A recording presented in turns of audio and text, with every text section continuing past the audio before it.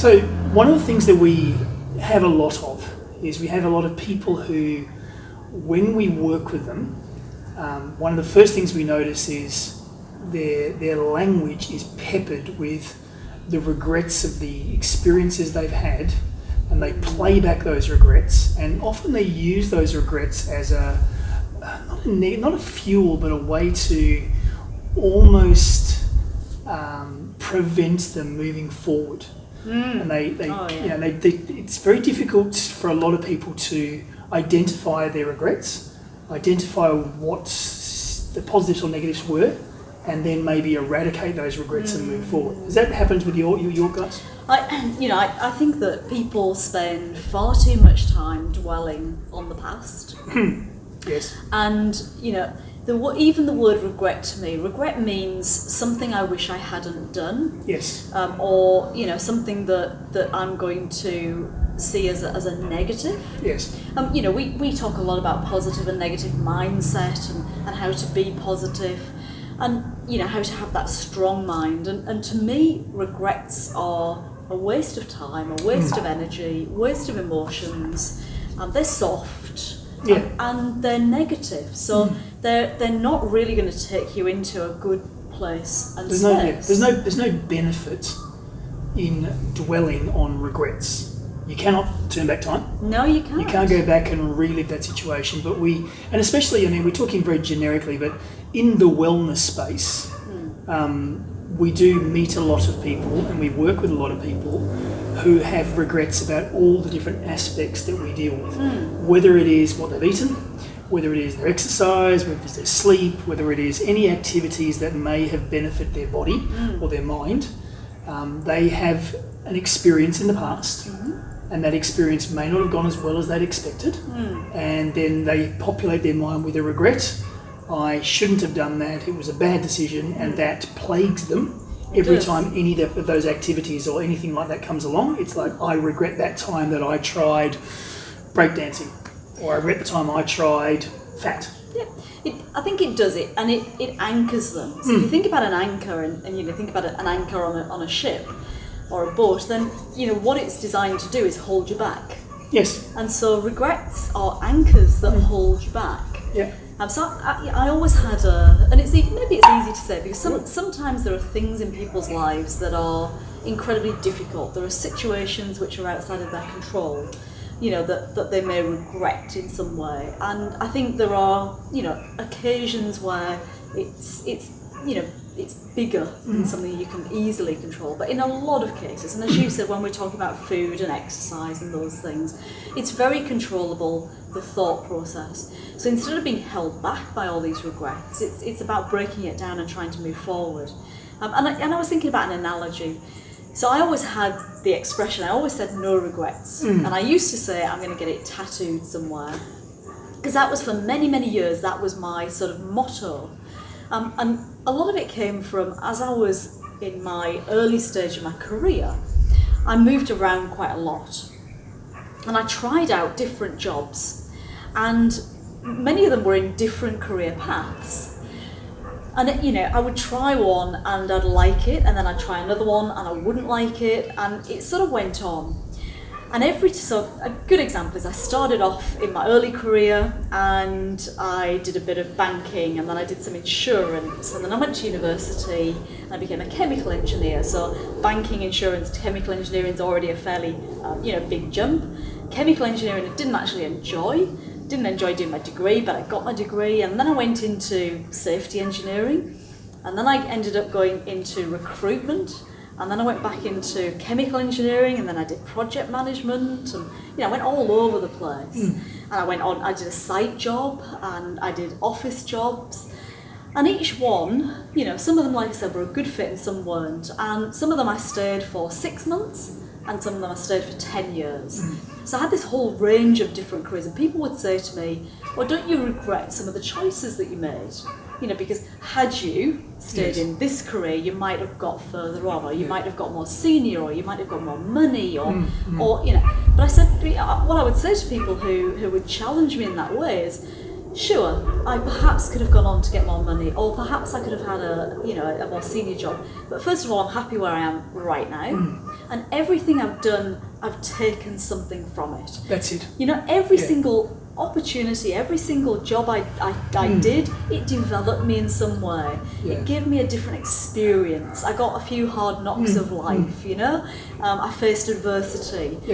I really had to, you know, work my way through issues and problems that, you know, had I been on the perfect career path, I may never have experienced. I had this wide, diverse range of experience and took something from every single situation, opportunity.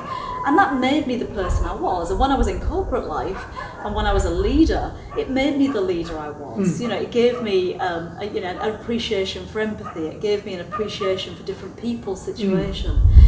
So, you know, I always had that motto of no regrets. I'm not going to regret any of my choices in life, whether it's career or other choices, because they've made me the person that I am. And I can't, as you just said, I can't go back and I can't change the, you know, the course of time.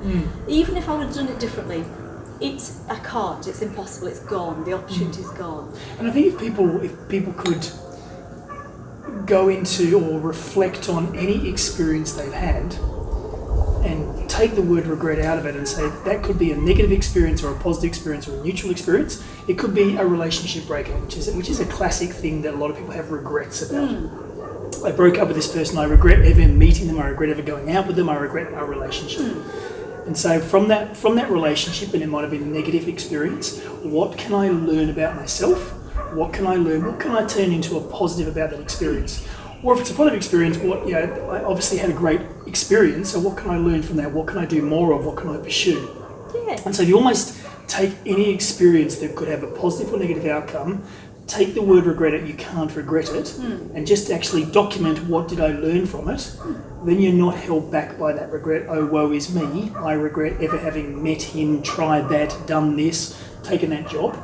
It's a slightly different way to look at things that helps some people get through that process. It does. And so, you know, have you learned from it? Have you developed?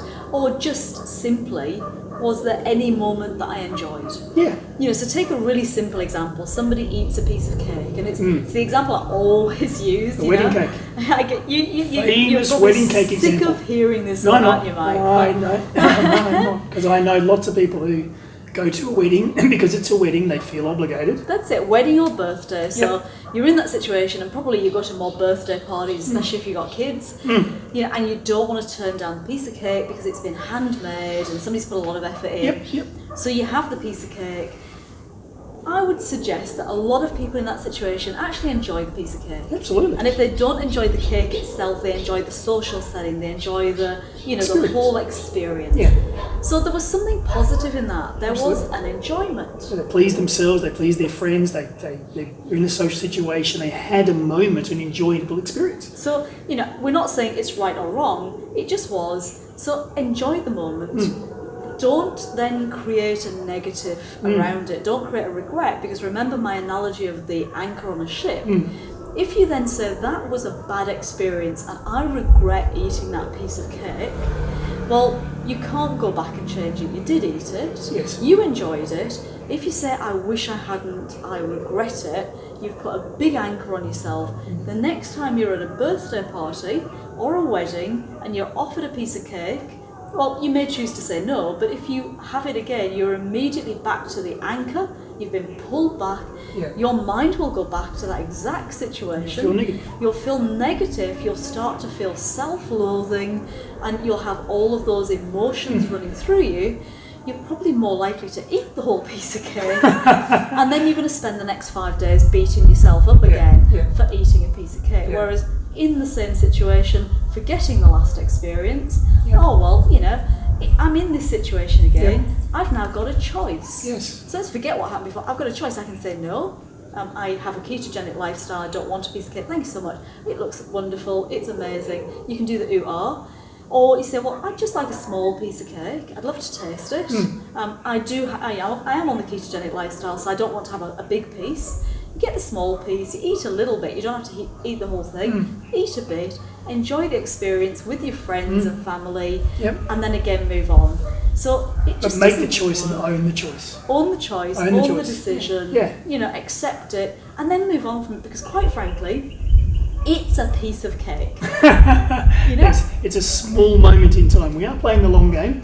We are playing the long game. It's a very small sort of incident in the great journey of life. And we know people that beat themselves up for hours and days and weeks and months, and even come back to this years later over a small slip in their eating patterns, over perhaps having a drink too many, over perhaps not getting up to go to the gym, missing an hour of sleep, not doing their ice bath on a morning. These are actually, as you said, in the long game, in the game of life, these are tiny, tiny moments. And if you then spend, 3, 4, 5 hours beating yourself up about it, you've wasted a huge amount of time that you could have put positive energy into something creative, developmental, enjoyment, having fun, laughing, loving life with friends and family. And a lot of people exacerbate that into a real self-doubt about their own ability to adhere to anything, to make the right decisions. They lose self-confidence, they get into this pseudo-depression. I'll never be able to diet because I don't have the willpower to refuse cake. I can't exercise, I can't do an exercise program because I don't have the willpower to make the right choices and adhere to exercise. Every time they do this, every time they have these regrets, it embeds, I can't do it, I can't do it.